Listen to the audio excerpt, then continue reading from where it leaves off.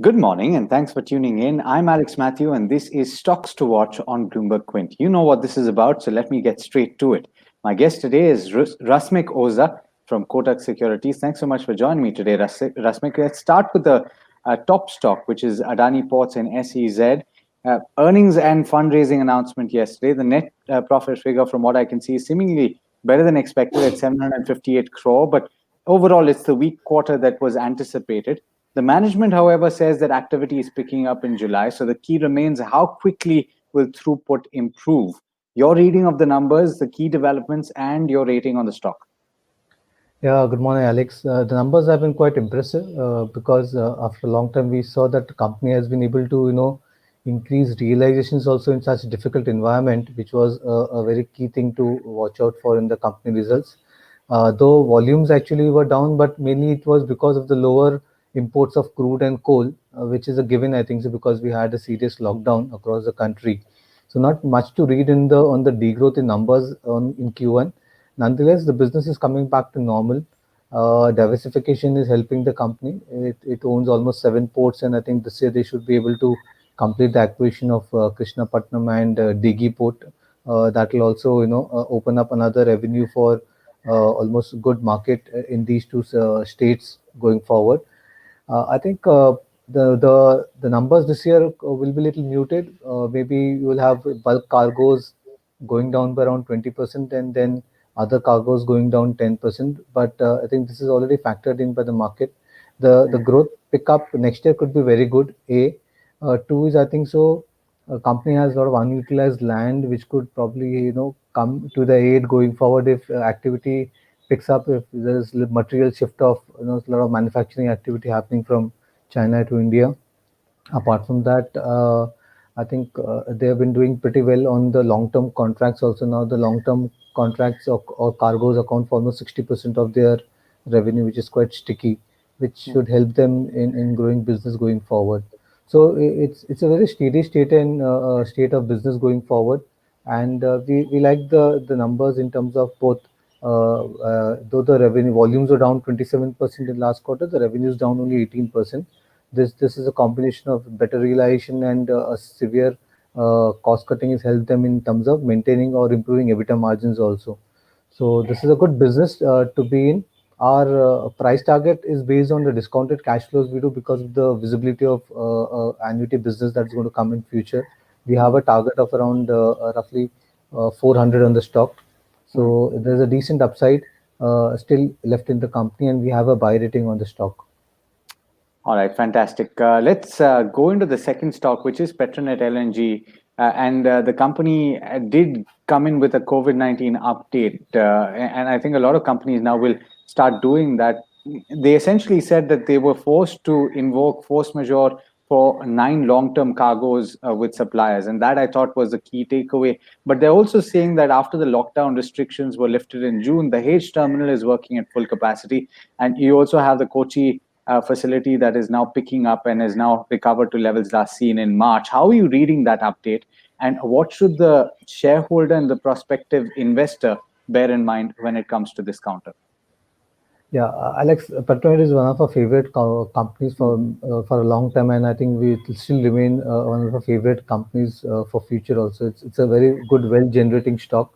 I think this force majeure clause which they've invoked, it was mentioned in the last con call also post their FY20 results.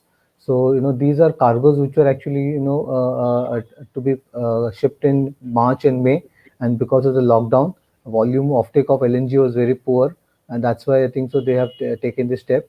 At the end, and in their long-term contractual contracts, they have this scenario of pandemic also built in that clause.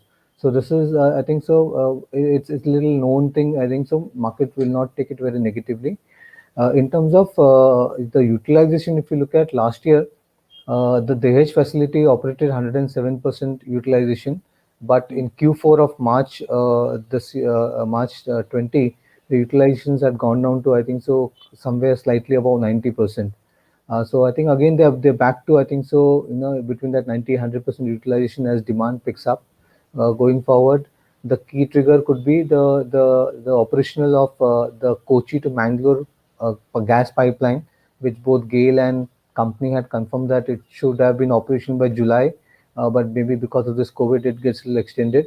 But once that happens, what will happen is that the utilization levels of their Kochi terminal, which is only 20% now, could go up to 30-35% and Mm. provide visibility of the future growth potential.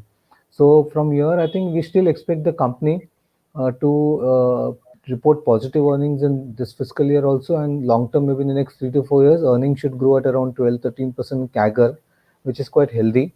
And in case of this Petronet, especially, we like certain other traits also. For example, for 25% kind of ROE, the stock still trades at around 13 times on a forward PE multiple, which is quite attractive.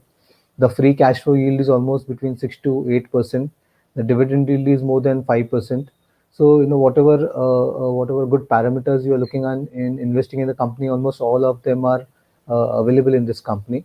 And since this is a long-term annuity kind of a business, here also we use the DCF method of valuing the company, and our DCF price target comes to around 300 in the stock. So still there's another easy 20% upside plus left in the stock, based on all the parameters and the growth prospects of the company.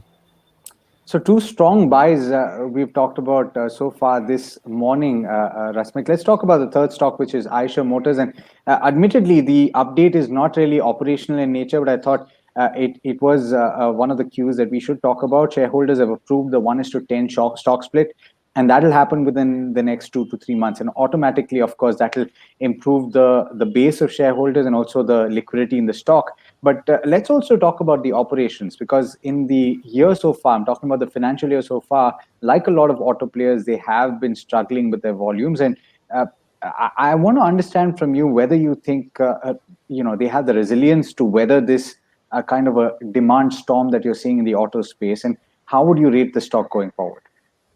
Yeah, Alex, unlike the other two companies, we have a reduced rating over here because mainly the stock is run up too fast, too soon in the recent past, along with all the other auto companies. In case of particularly in this company, unlike the other peers in two-wheelers, there are two things which could impact the business going forward. One is it is more urban centric. The mix of urban cities in the overall volume of the company is very high, and recently we have seen some of the prime cities coming under frequent lockdowns, so that could impact the demand for it and the higher ticket price, because if the average realization of other two-wheeler companies could be maybe 60, 70, 80,000. Here it is almost around 1,75,000 or so. So the higher ticket prices and the urban mix, I think so, could lead to a little bit of deferment of purchases and impacting demand.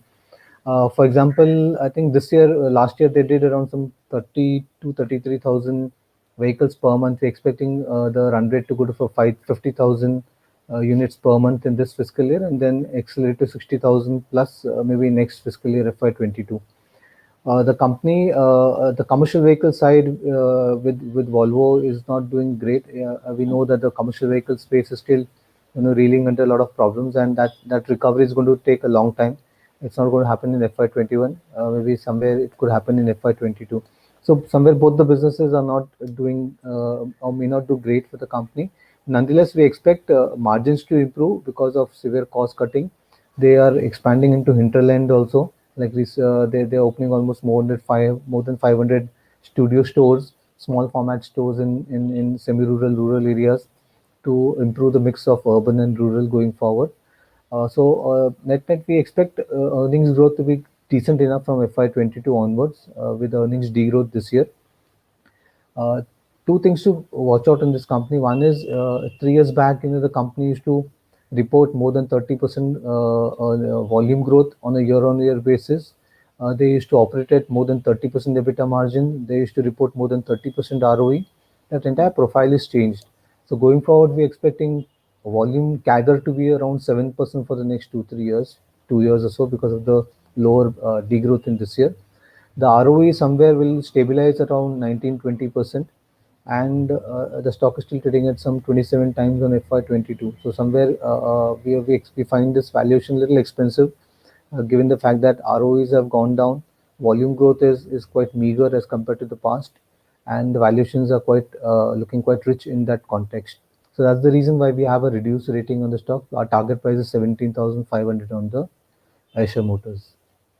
All right. Well, sorry, Yeah, you were saying? yeah, just to add on, the split actually could be just a sentimental, will have a sentimental impact on the company. But nowadays, I think so. Maybe it doesn't matter actually whether the stock is ex-split or pre-split. I think business fundamentals will probably take more importance going forward. Yeah, absolutely.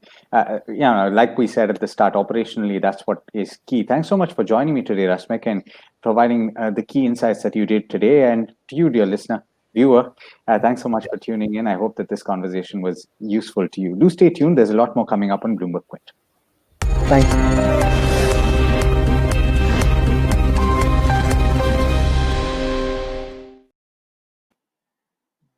Always end up saying listener instead of viewer. Yeah.